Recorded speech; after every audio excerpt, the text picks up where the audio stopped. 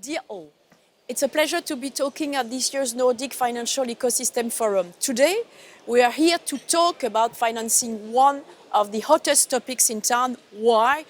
Because without appropriate financial means, all our ambitious goals remain just that, goals. Mario Draghi's diagnosis is clear. The EU faces a financing gap of at least 800 billion euros every year just to stay on track with our current objective. But let's zoom in on what really matters today. The green and digital transition, at least, and for that alone, we need to mobilize at least 700 billion euros annually. Those are not just numbers.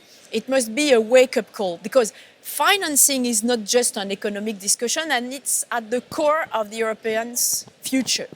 We don't get this right. If we don't get this right, we put everything at risk, and that is not an option. It's no surprise that more than 10 commissioners are directly or indirectly dealing with this topic. It shows how important is it, and delivering or not on our financing needs will determine whether industries thrive or struggle, whether we lead innovation or lag behind, and whether we successfully navigate the twin transition or miss the mark. Let's face it, Europe's model, which relies mostly on banks, is outdated. Europe needs to step up its game. We must expand our capital markets and unlock new financing avenues. A strong capital markets union is the key to attracting investment, especially for SMEs, and to enable innovative companies to scale up. Without deep and dynamic financial markets, businesses simply won't have the long-term capital they need to develop technologies that will contribute to making the green and digital transition a success. Our focus in bridging Europe's financing gap should be twofold. First, we need to strengthen private financing by driving innovation, enhancing competitiveness, and building a genuine savings and investments union. And second, we must do this in a way that aligns with our long-term objectives, because financing the future isn't just about raising capital, it's about funding the right future. Both of those points will not only give companies access to a wider pool of funding, but it will also empower citizens to actively shape the green and digital transformation through their investment choices. So how do we get there? While no magic formula guarantees instant success, we know the key building blocks we need to work on. Strengthening investments in the EU won't happen by simply wishing for it. It requires structural reforms to strengthen both pillars of financing, private and public. And first, we need to work on the private financing leg to make Europe an attractive investment destination for companies and consumers. Right now, global dynamics are shifting, and while some see uncertainty, we should see an opportunity for the EU to step up, take leadership, and finally close the gap. How?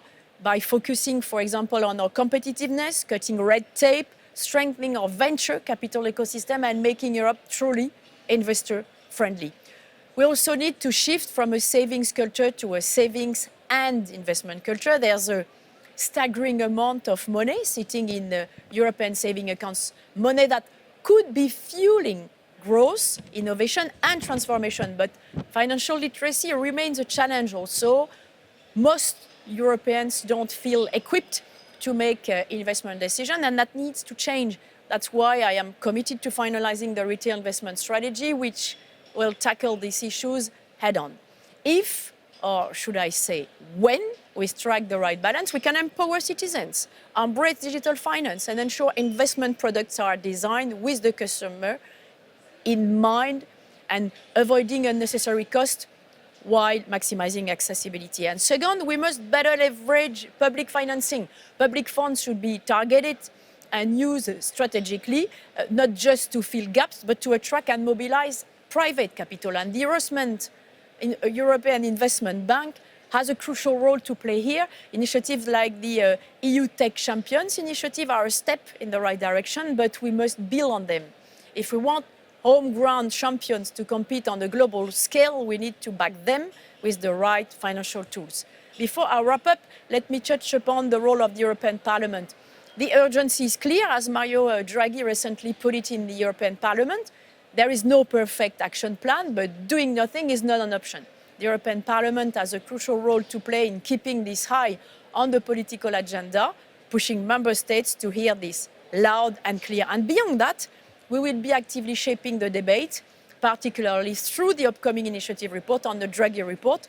Moving forward, the European Parliament must continue to foster dialogue between regulators, investors and industry to build a dynamic, future-proof financial ecosystem.